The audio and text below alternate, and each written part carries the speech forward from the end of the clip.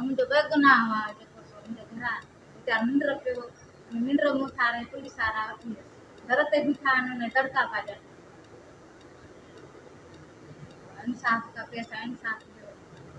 वीचारो बेगुनाह आहे मुंहिंजो घरां बदिराईंदासीं हुनखे बदिराणे धमकियूं था ॾियनि पोइ घर वेठा बेरोज़गार अगरि कमाईंदो त हुननि खे पैसा ॾींदो न कमाईंदो त किथां ॾींदो। मुंहिंजा 5 बचिड़ा आहिनि असांखे उहो न आहे जो असां घर में वेठी खाऊं।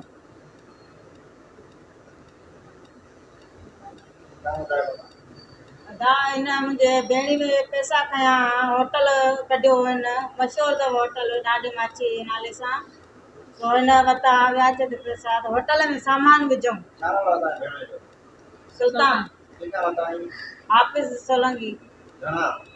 4,80,000 वरिता आहिनि होटल में सामान विझूं उन व्याज जे चकर में होटल बि खपी वियो उन घर जो हिसो बि खपी वियो हिन जो व्याज ख़तमु अञा न थियो आहे अञा ताईं अथसि व्याज 2.5 लख मथे ॾेई चुका आहियूं 2.5 लख मथे ॾेई चुका आहियूं घर बि इन जे चकर में खपाए छॾियो व्याज जे चकर में जी